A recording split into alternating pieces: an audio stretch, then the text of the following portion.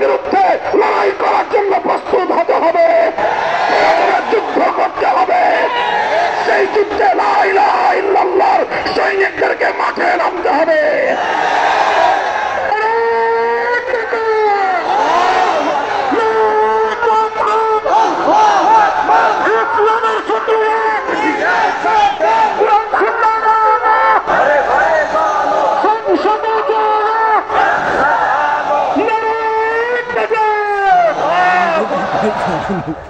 মুহতারাম হাজিরিন, দেখেন এইভাবে আল্লাহর আইনের পরিবর্তে কোন গায়রুল্লাহ আইন তৈরি করা এবং সেই আইন মুসলমানদের উপর চালায়া দেওয়া, এটা একটা অভিশপ্ত ব্যবস্থা।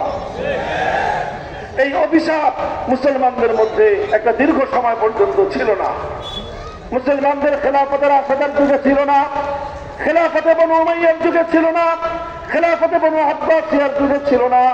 প্রায় 600 বছর পর্যন্ত মুসলিম জাতির মধ্যে এটা কোনো মুসলমান কল্পনাই করতে পারত না যে কোনো মানুষ আল্লাহর আইনের পরিবর্তে নিজেরা কোনো আইন তৈরি করতে পারে।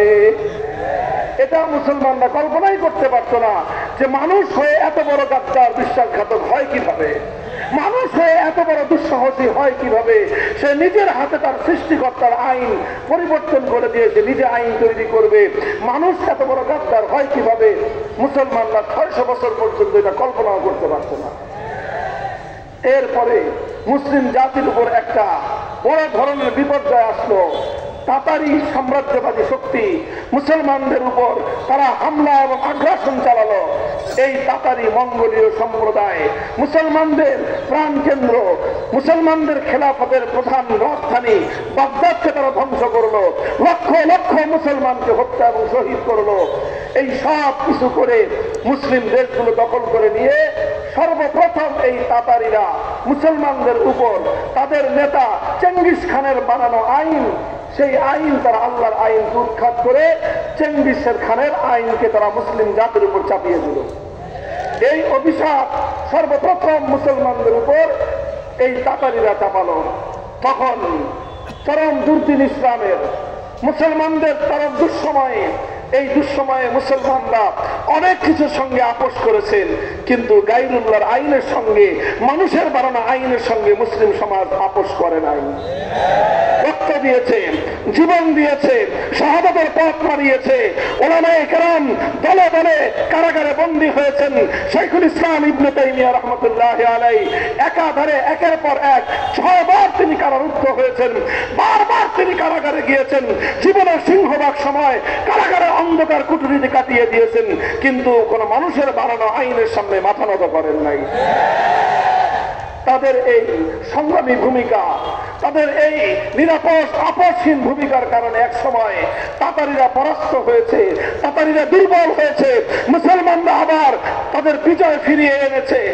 অনেক তাতারি মুসলমানদের হাতে ধ্বংস হয়েছে, আর কিছু তাতারি তারা ইসলাম গ্রহণ করে তারা হেদায়েতের পথে চলে এসেছে। আর এইভাবে মুসলিম জাতির উপরে আল্লাহর আইনের পরিবর্তে মানুষের বানানো আইন পরিচালনা করবার এই অভিশপ্ত ধারা বন্ধ হয়ে গিয়েছে। আলহামদুলিল্লাহ বলেন। এটা হওয়ার পরে আবার মুসলমানরা সেই সোনালী ধারায় পরিচালিত হলো।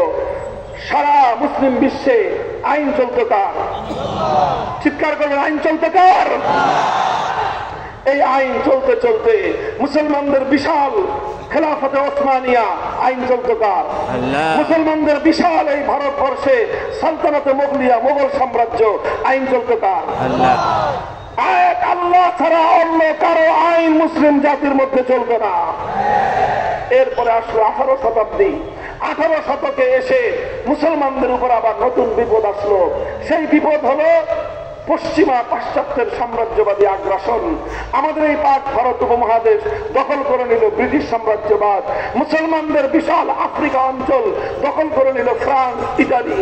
এই 3টা সাম্রাজ্যবাদী শক্তি, ফ্রান্স, ইতালি এবং ব্রিটিশ সাম্রাজ্যবাদী শক্তি মুসলিম দেশগুলোকে দখল করে নিয়ে সবচেয়ে বড় অভিশাপ যেটা তারা মুসলমানদের উপর চাপিয়ে দিল, সেটা হলো তারা তাদের বানানো আইনকে সমাজে বাস্তবায়ন করে আল্লাহর আইনকে উৎখাত করে দিল।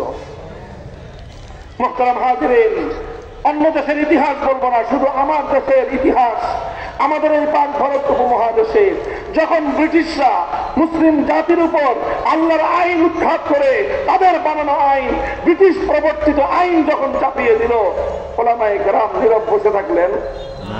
কি ধারণা আপনাদের? আলেমরা নীরবে মেনে নিয়েছেন? 1803 সালে শাহ আব্দুল আজিজ মুহাদ্দিস দেহলভী রহমতুল্লাহ আলাইহি এই উপমহাদেশের সোনালী পুরুষ, তিনি একটা ফতোয়া জারি করলেন। কি জারি করলেন? ফতোয়া দিলেন।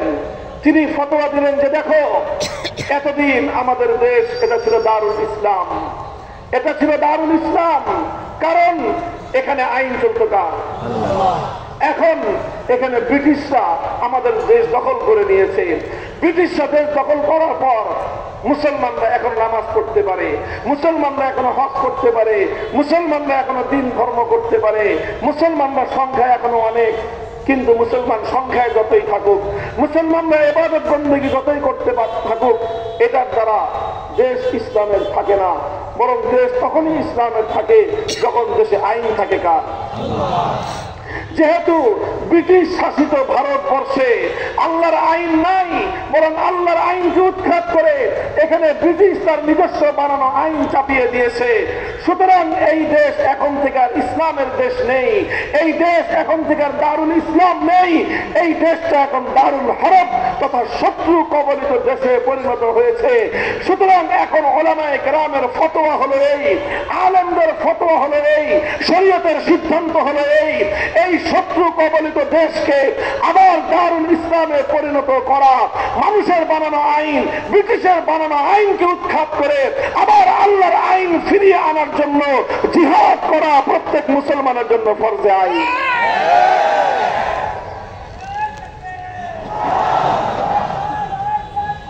আল্লাহু আকবার, নারায়ে তাকবীর, নারায়ে তাকবীর, আল্লাহু আকবার, জিহাদ জিহাদ জিহাদ চাই, নারায়ে তাকবীর।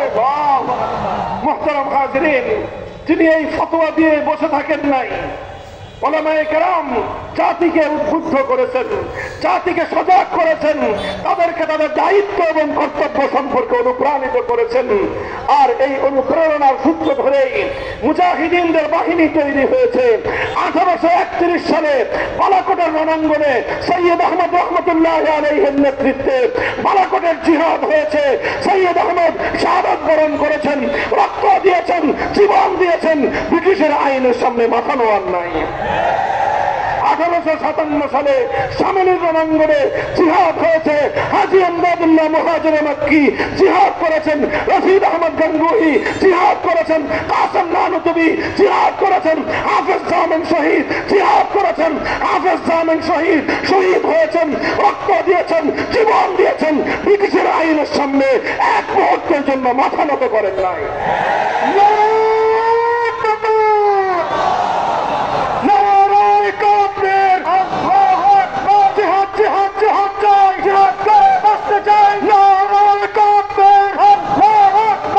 ইসলামের শত্রুরা হুঁশিয়ার সাবধান, কুরআন সুন্নাহর আলো ঘরে ঘরে চালু, আলেম ওলামার শত্রুরা হুঁশিয়ার সাবধান, ইসলামের শত্রুরা হুঁশিয়ার সাবধান। মুহতারাম হাজিরিন, এইভাবে 1857 সাল পর্যন্ত বারবার মুসলমানরা চেষ্টা করেছেন। হাজী ইমদাদুল্লাহ মুহাজির মক্কি রহমতুল্লাহ আলাইহি, যাকে আমরা এদেশের সকল আলেমরা চিনেন, যারা তরিকতের লাইনে মেহনত করেন, পীর মুরিদের লাইনে যারা কাজ করেন, তারা সকলেই জানেন আমাদের এই ভারত উপমহাদেশে হাজী সাহেবকে বলা হয় সৈয়দুত তায়েফা, তাকে বলা হয় পীরানে পীর, সমস্ত পীরদের পীর তাকে বলা হয়। কিন্তু তার আসল পরিচয় আমরা কোনোদিন বলি না। হাজী ইমদাদুল্লাহ মুহাজির মক্কি রহমতুল্লাহ আলাইহি, তিনি শুধু পীর ছিলেন না, বরং তিনি 1857 সালের আগে থানা ভবনকে একটা রাজধানী ঘোষণা করে তিনি একটা ইসলামী স্টেট ঘোষণা করেছিলেন, একটা খেলাফত কায়েম করেছিলেন। যেই খেলাফতের আমিরুল মুমিনিন ছিলেন তিনি নিজে হযরত হাজী সাহেব রহমতুল্লাহ আলাইহি, সেই খেলাফতের প্রধানমন্ত্রী ছিলেন কাসেম নানুতুবি রহমতুল্লাহ আলাইহি, সেই খেলাফতের চিফ জাস্টিস ছিলেন রশিদ আহমদ গঙ্গুহি রহমতুল্লাহ আলাইহি, সেই খেলাফতের প্রধান সেনাপতি ছিলেন হাফেজ জামিন শহীদ রহমতুল্লাহ আলাইহি। হাজী ইমদাদুল্লাহ মুহাজির মক্কি, তিনি ছিলেন আমিরুল মুমিনিন, তিনি ছিলেন খলিফাতুল মুসলিমিন। মুহতারাম হাজিরিন, ইংরেজরা যখন দেখলো মুসলমানরা খেলাফত কায়েম করে ইংরেজদের আইনকে উচ্ছেদ করে আল্লাহর আইন বাস্তবায়নের ঘোষণা দিয়েছে, তারা হামলা করলো, আক্রমণ করলো। মহাশক্তিধর ব্রিটিশ সাম্রাজ্যের সাথে আমাদের পূর্বসূরি আলেমগণ ক্ষুদ্র শক্তি নিয়ে জিহাদের ময়দানে নামলেন, লড়াই করলেন, জিহাদ করলেন, রক্ত দিলেন, খোদার জমিনকে রঞ্জিত করলেন। আল্লাহর আইন ছাড়া তাগুতের আইনের সামনে মাথা নোয়ান নাই। ওনাদের এই শাহাদাতের পর হাজার হাজার আলেমদেরকে ফাঁসি কাস্টে ঝুলানো হয়েছে। এতিম হয়েছেন আলেমদের সন্তানেরা, বিধবা হয়েছেন আলেমদের স্ত্রীরা, কলখালি হয়েছে আলেমদের মায়েদের। তারা সব কিছু বরদাস্ত করে দিয়েছেন, কিন্তু আল্লাহর জমিনে কোনো গায়রুল্লাহর আইন এক মুহূর্তের জন্য বরদাস্ত করে নেন নাই। 1866 সালে দারুল উলুম দেওবন্দ প্রতিষ্ঠা করা হয়েছে। দেওবন্দ প্রতিষ্ঠা করা হয়েছিল, উদ্দেশ্য ছিল আবার সৈনিক তৈরি হবে, আবার সংগ্রামী তৈরি হবে, আবার লড়াই চলবে, আবার জিহাদ শুরু হবে, আবার ব্রিটিশের বিরুদ্ধে আন্দোলন করে সংগ্রাম করে তাদেরকে বিতাড়িত করে আবার সেই দারুল ইসলাম, আবার মুসলমানদের দেশে আল্লাহর আইন ফিরিয়ে আনতে হবে। 80 বছর সংগ্রাম চললো। কত বছর? আরে ভাই, 80 বছরের কয়েকজন মানুষ এখানে আছেন? 80 বছর সংগ্রাম করলো দারুল উলুম দেওবন্দ। 1947 সালে সেই সংগ্রামের পরিণামে ব্রিটিশরা এদেশ থেকে পালিয়ে যেতে বাধ্য হলো। ব্রিটিশরা যখন ভারতবর্ষ ছেড়ে দেয়, তখন এই দেশে প্রধানত 2 জাতির বসবাস। এক জাতি ছিল হিন্দু, আর এক জাতি ছিল মুসলিম। সংখ্যায় মেজরিটি ছিল হিন্দুরা, মাইনরিটি ছিল মুসলমান। কাছাকাছি থাকলেও কিছুটা বেশি ছিল হিন্দু, কিছুটা কম ছিল মুসলমান।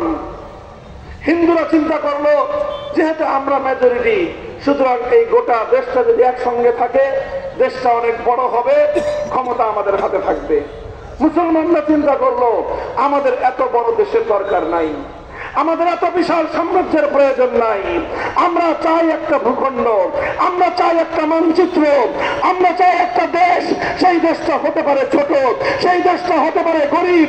আমরা হয়তো 3 বেলার জায়গায় 1 বেলা খেয়ে থাকবো, না খেতে পারলে প্রয়োজন আমরা পেটে পাথর বাঁধবো। কিন্তু মুসলমানদের স্বপ্ন ছিল, হৃদয়ে আকাঙ্ক্ষা ছিল, আমরা এমন একটা দেশ গড়ব যেই দেশে আইন চলবে আল্লাহ, যেই দেশের সংবিধান হবে আল কোরআন। এইরকম একটা স্বপ্ন নিয়ে গোটা ভারতবর্ষের অধিকাংশ মুসলমানরা বললেন যে না, আমরা বড় সাম্রাজ্য চাই না, আমরা অবিভক্ত বিশাল ভারত চাই না, আমরা আমাদের ছোট্ট ভূমি চাই, আমাদের ছোট্ট দেশ হোক, কিন্তু সেই দেশটা চলবে কার আইন অনুযায়ী। তখন এই ভারত 2 ভাগ হয়ে গেল। হিন্দুরা পেল 1 ভাগ, বিশাল ভারত, আর মুসলমানরা পেল তার তুলনায় অনেক ছোট একটা জায়গা। সেই জায়গাটার নাম 1947 সালে দেওয়া হলো পাকিস্তান। সেখানে পাকিস্তান নামটা মুখ্য নয়, পাকিস্তান নামের সঙ্গে আলাদা কোনো প্রীতি, কোনো ভালোবাসার কিছু নাই। কিন্তু মূল কথা হলো এই বিশাল ভূখণ্ড, মুসলমানদের জন্য এই ভূখণ্ড স্বাধীন করা হলো, মুসলমানদের জন্য এই মানচিত্রকে আজাদ করা হয়েছিল শুধুমাত্র একটা উদ্দেশ্যে, শুধু একটা চেতনায়। সেটা হলো এই কোরআন হবে দেশের আইন, সংবিধান হবে আল কোরআন, আইন হবে একমাত্র আল্লাহ। এই কাজটুকু করতে গিয়ে মুসলমানদেরকে অনেক মূল্য দিতে হয়েছে, অনেক তারা মূল্য দিতে হয়েছে। যারা প্রবীণ আছেন তারা তাদের বাপদাদার কাছ থেকে শুনে থাকবেন। আমরা ইতিহাসের পাতায় পড়ি, হাজার হাজার নয়, লক্ষ লক্ষ মুসলমান ভিটে মাটি ছেড়ে দিয়েছে, কোটি কোটি টাকার সম্পত্তি ছেড়ে দিয়ে পথের ভিখারি হয়ে তারা হিন্দুদের কাফেরদের এলাকা ছেড়ে দিয়ে মুসলমানদের এলাকায় রিফিউজি হিসেবে চলে আসছে। তারা শরণার্থী হিসেবে চলে এসেছে, জীবনের সমস্ত সম্পদ ত্যাগ করেছে, অনেকে নিজেদের সন্তানদেরকে পর্যন্ত ত্যাগ করেছে, অনেকে আসতে গিয়ে রাস্তার মধ্যে জীবন দিয়েছে, প্রাণ দিয়েছে, রক্তের স্রোতের উপর দিয়ে, জীবনের অনেক ত্যাগ আর কোরবানির উপর দিয়ে, লক্ষ কোটি মুসলমানদের জীবন সম্পদ আর ইজ্জতের উপর দিয়ে মুসলমানদের জন্য আলাদা স্বাধীন ভূমি প্রতিষ্ঠিত হয়েছিল। এখানে বড় হৃদয় বিদারক একটা ইতিহাস আছে, যে ইতিহাস বলতে গেলে শুনতে বুঝতে গেলে হৃদয় রক্তক্ষরণ হয়।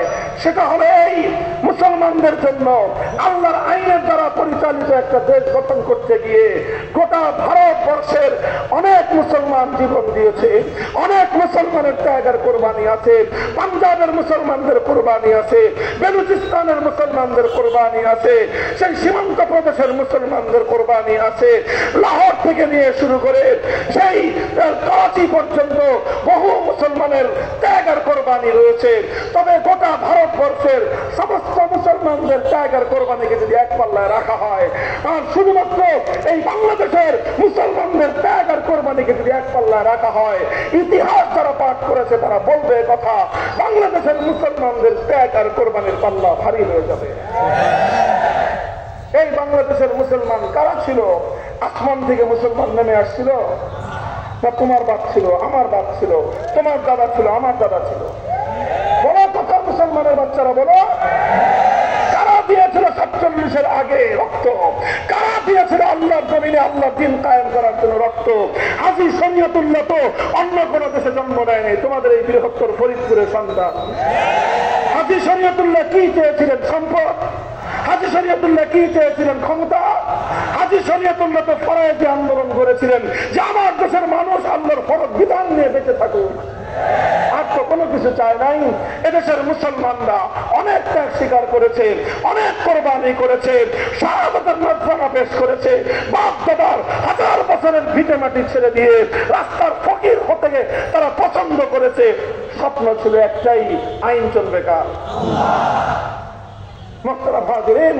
এই আল্লাহর আইনের সমাজ গড়বার জন্য আমার এবং তোমার এই বাংলাদেশের মুসলমানদের অবদান সবচেয়ে বেশি ছিল। আমাদের বাড়ির কাছে ছিল কলকাতা, এই কলকাতাকে আমরা লাথি মারলাম। বাড়ির কাছে ছিল দিল্লি, দিল্লিকে তালাক দিলাম, 14 তালাক। দিল্লিকে 14 তালাক দিলাম। বাংলাদেশের চতুর্পার্শ্বে ভারত, সেই ভারতকে আমরা ত্যাগ করলাম। এই ভারত ছাড়লাম, দিল্লি ছাড়লাম, কলকাতা ছাড়লাম, 2000 মাইল দূরের সেই পশ্চিম পাকিস্তানে খান পাঠানদের সাথে হাত মিলাইলাম শুধুমাত্র একটা উদ্দেশ্যে, ওরাও মুসলমান আমরাও মুসলমান, শুধুমাত্র একটা উদ্দেশ্যে, আইন চলবে কার? এই একটা জিনিস ছিল তাদের সঙ্গে আমাদের। এছাড়া খান পাঠানদের সঙ্গে আমাদের আর কোনো সম্পর্ক ছিল না, আর কোনো প্রেম প্রীতি ওদের সঙ্গে আমাদের ছিল না। শুধু একটাই কথা ছিল, মুসলমানদের একটা ভূখণ্ড হবে, সেই ভূখণ্ডে আইন চলবে, সেই ভূখণ্ডে আইন চলবে।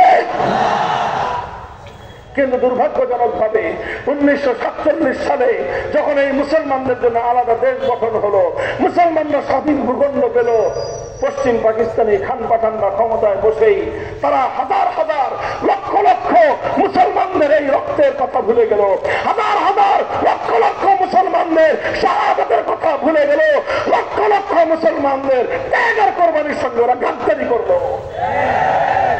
আলেম ওলামারা বললেন যে কথা তো ছিল যে আইন চলবে কার? কারণ শরীয়তের আইন দেন আপনারা, এখনো কেন ব্রিটিশের বানানো আইনের দ্বারা দেশ শাসন করেন? আমরা তো ব্রিটিশদেরকে ঝাঁটাপেটা করে এই দেশ থেকে বিদায় করেছি, রক্ত দিয়ে, জীবন দিয়ে, যুদ্ধ করে, এরপরে আবার কেন সেই ব্রিটিশের আইন চলবে? পাকিস্তানি স্বৈরাচারী শাসকরা আমাদের আলেম আমাদেরকে বলতো, হুজুর এই রাষ্ট্রটা তো এখনো শিশু রাষ্ট্র, শিশু রাষ্ট্রে ইসলামের কঠিন আইন হজম করতে পারবে না। বুঝেন না এই কথা? শিশু কি কঠিন খাদ্য হজম করতে পারে? ওরা বলে যে ইসলামের আইনটা তো একটু কঠিন, এই আইন এখন আমাদের এই শিশু রাষ্ট্র হজম করতে পারবে না। শিশু রাষ্ট্র একটু বড় হোক, আমরা একটু আগাই, এখনই আমরা ইসলামী আইন বাস্তবায়ন করলে পশ্চিমা বিশ্ব, ইউরোপ, আমেরিকা আমাদেরকে সাহায্য করবে না, আমরা দেশটাকে উন্নত করতে পারবো না। এই জন্য আমরা কিছুদিন ওদের সঙ্গে তাল মিলাই, এরপরে যখন নিজের পায়ে দাঁড়ায় যাব, আমাদের শিশু রাষ্ট্র যখন নিজে নিজে হাঁটতে শিখবে, তখনই আমরা জাতির সঙ্গে আমাদের ওয়াদা আর আমাদের অঙ্গীকার আমরা বাস্তবায়ন করব, আল্লাহর কোরআনের আইন বাস্তবায়ন করব। হুজুররা বলেছে ঠিক আছে, তো আমি শিশু হাঁটা শিখুক। 5 বছর পরে হুজুরের দিকে এলেন, কি খবর জিন্না সাহেব, লিয়াকত সাহেব, আপনাদের শিশু রাষ্ট্রকে হাঁটা শিখছে? কয় না হুজুর, আরো কিছুদিন লাগবে। 10 বছর পরে জিজ্ঞাসা করে কি অবস্থা, আপনাদের শিশু বড় হয়েছে? কয় না, এখনো এই রাষ্ট্র শিশু আছে, এখনো বড় হয় নাই। 20 বছর চলে গেল, কি ভাই আপনার বুইরা খাটা এই রাষ্ট্র, এটা এখনো বড় হয় নাই? কয় না, এটা এখনো শিশু আছে, এটা এখনো বড় হয় নাই। আমার আব্বাজান শাইখুল হাদিস রহমতুল্লাহ আলাইহি হৃদয়ের কষ্টে উপহাস করে একটা বিদ্রুপাত্র কৌতুক বলতেন। তিনি বলতেন, যে বলা 24 বছরেও সাবালক হয় না, এটা 90 বছরও বালেক হবে না। এই বলা এরা বেকার, এটা কোনো কাজেরই হবে না। আরে 24 বছরের মানুষ শিশু থাকে না, তাকরা যুবক হয়? কথা বলেন। আরে 24 বছরের আবু সাঈদ তো স্বৈরাচারের পতনের জন্য জালিমের বুলেটের সামনে মুক্তি দিয়ে দেয়। 24 বছরের মুগ্ধরা তো জাতির জন্য হাসি মুখে নিজের জীবন বিসর্জন দেয়। 24 বছরের যুবকরা তো তারা অন্যায়ের প্রতিবাদ করতে গিয়ে জীবন দেয়।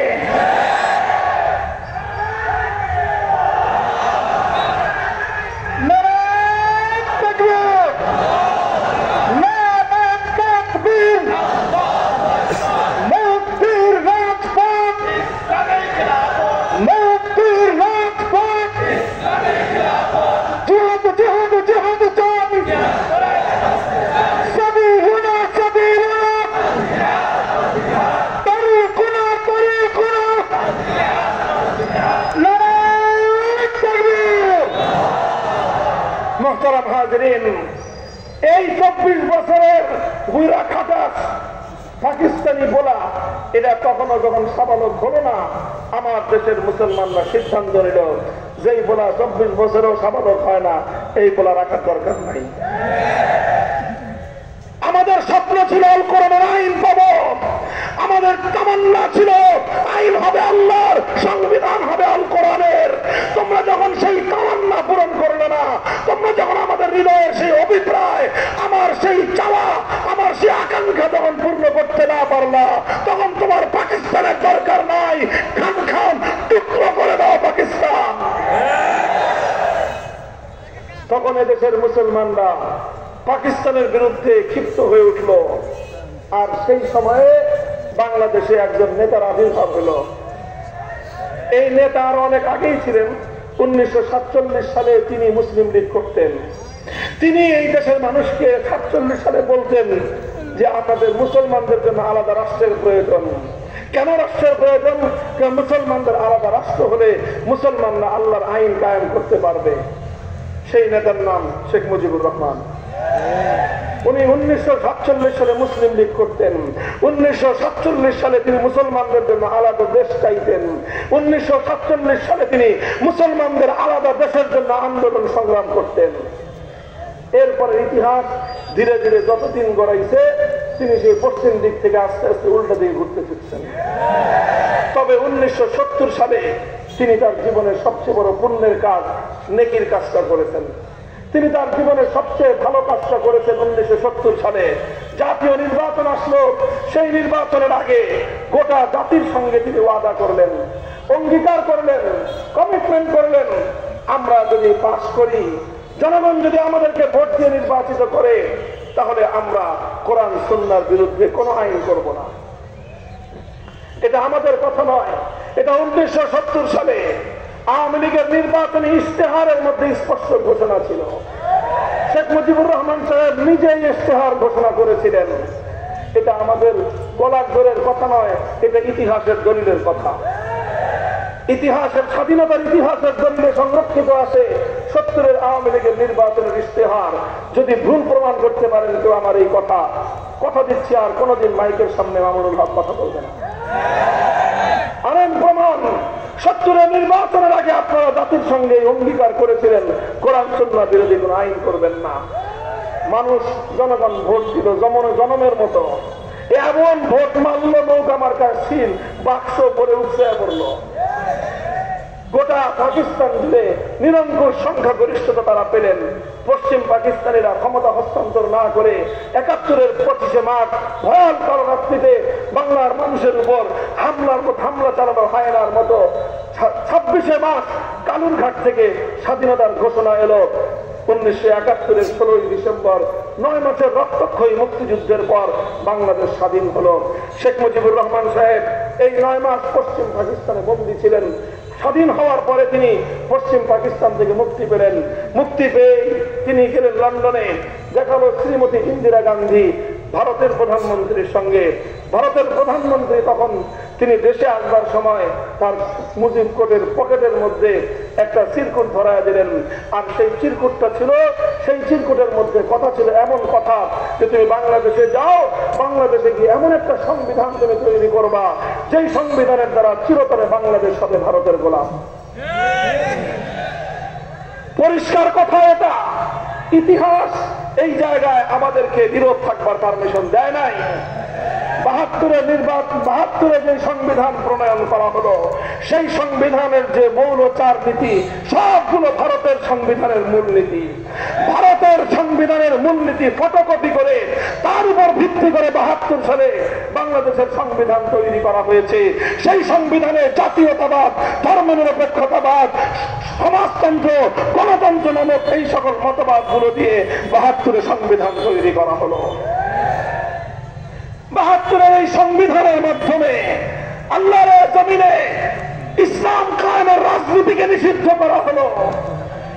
যেখানে তিনি 70 সালে নির্বাচনে ঘোষণা দিয়েছিলেন কোরআন সুন্নাহ বিরোধী কোন আইন করবেন না, সেখানে 72 সালে আইন করলেন কি যে কোরআন সুন্নাহর আইন বাস্তবায়ন করার জন্য রাজনীতি করা যাবে না। এটা ছিল স্পষ্টভাবে 1970-এর জাতীয় নির্বাচনের অঙ্গীকার এবং ওয়াদার সঙ্গে বিস্পষ্ট গাদ্দারি এবং বিশ্বাসঘাতকতা। 70 সালে তিনি সবচেয়ে বড় পুণ্যের কাজটা করেছিলেন। 72 সালের সংবিধান প্রণয়ন করার মধ্য দিয়ে নিজ হাতে নিজের পুণ্যের কাজটাকে তিনি ধ্বংস করেছেন। এরপরে 75 সালে তিনি নিজেই তার খেসারত দিয়েছেন। তিনি ইতিহাস, তার ইতিহাস সমাপ্ত হয়েছে। 75 পরে বাংলাদেশে আরো কিছু শাসক এসেছেন, তারা কেউ কিছুটা পরিবর্তন করেছেন। একজনে ধর্মনিরপেক্ষতা নামক কুফরি মতবাদকে বাতিল করে দিয়ে আল্লাহর উপর অবিচল আস্থা এবং বিশ্বাস সংবিধানে সংযুক্ত করেছেন। তবে শুধুমাত্র এই কথাটাই ছিল সংবিধানে। 50 বছর পর্যন্ত এই আল্লাহর উপর অবিচল আস্থা এবং বিশ্বাসের ভিত্তিতে কোন আইন কানুন তৈরি হয় নাই, সংশোধন হয় নাই, সংস্কারও হয় নাই। এরপরে 2008 সালে ক্ষমতায় এসে এই শেখ হাসিনা সাহেবা তিনি আবার সেই আল্লাহর উপর আস্থা এবং বিশ্বাস তুলে দিয়ে আবার সেই ভারতীয় আধিপত্যবাদের গোলামীর চুক্তি, সেই ধর্মনিরপেক্ষতাবাদ আবার ভারত থেকে আমদানি করে বাংলাদেশের মানুষের গলায় গোলামীর জিঞ্জির পরিয়ে দিলেন।